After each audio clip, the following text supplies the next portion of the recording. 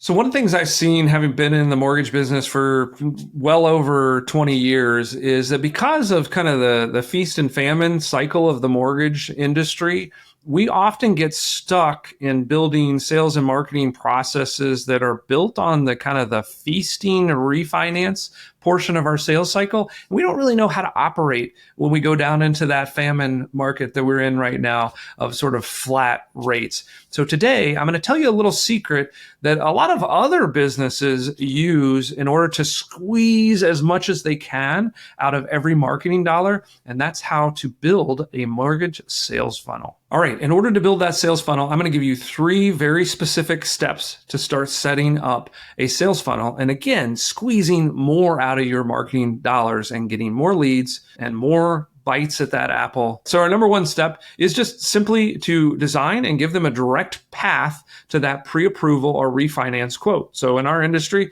those are the 2 things that people come looking for, regardless of all the different market segments, all the different loan products that we offer. Ultimately, those are really the only 2 things people come looking for. So what does that sales funnel look like? We want a clear purchase and a clear refinance button. So those people can self-segment and they can go down the appropriate path or flow. And when we talk about flow, unlike sort of the standard web form that has you filling out little boxes with information, what we want instead is a multi-part survey style form. It feels like a mini application, but you're just asking them a multiple choice set of questions. So think about taking a test. When you were in school, were you really excited when they said this is multiple choice versus long answer? When you give them the web form, that's what you're doing. It's the essay version of the test. This, I'm talking about a survey style form. It's multiple choice. Go through it real quick. They feel like they're moving forward. And again, you're going to get a much higher conversion rate on that.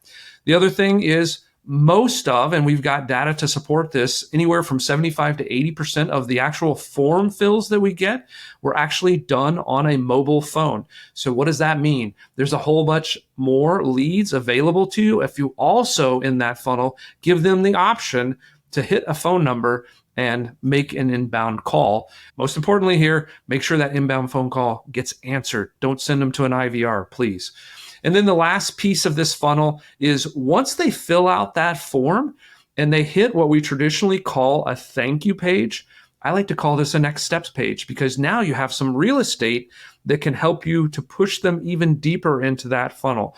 Tell them what's going to happen next. Hey, I'm taking this information. One of our licensed loan officers is going to take a look at this. They're going to ask for a couple pieces of information right off the bat. You should take a look and see if you have those.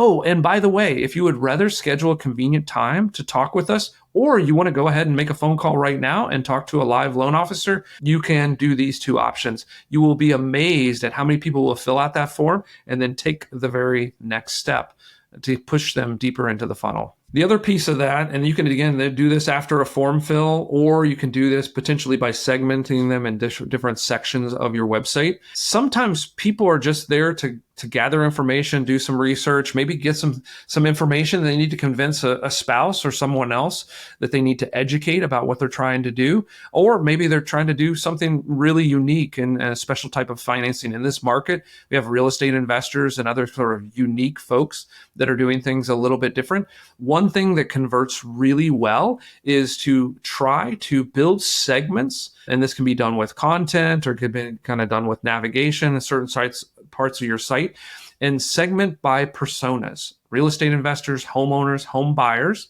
And then when you have them on a page where you know you're talking to that particular audience, go ahead and go deep and give them some deeper, more specific information and content, maybe even downloadable, about that particular topic. If they're on an article, they probably did a search and they got to that topic. Or if they kind of come and they're searching around to kind of find where they belong. And then when you're actually presenting, you're going deep here, I want you to present in multiple learning formats. So on your average article or even your landing page, you should have some text, some articles. You should also have a video for those people that just want to hit the video button and listen to it and have somebody talk to them about it. Also really personalizes that experience. And then last but not least, maybe give them a guide or something downloadable, because again, oftentimes, especially as we're dealing with real estate investors, they got to take something away and talk to some partners, or homeowners or home buyers need to take some stuff away and they need to have a discussion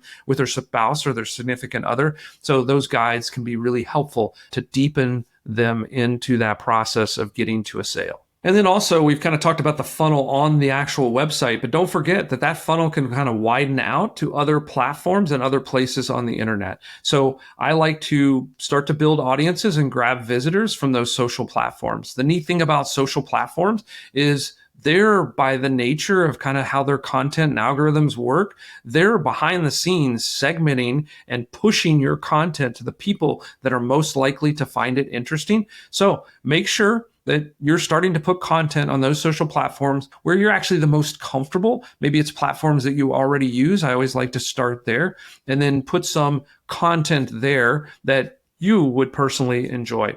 The other thing to kind of keep in mind is all of these social platforms ultimately become ad platforms. So in order to kind of have success there, you might have to pay a little bit. The nice thing about social ad platforms is typically you can use relatively small budgets and get some significant ROI.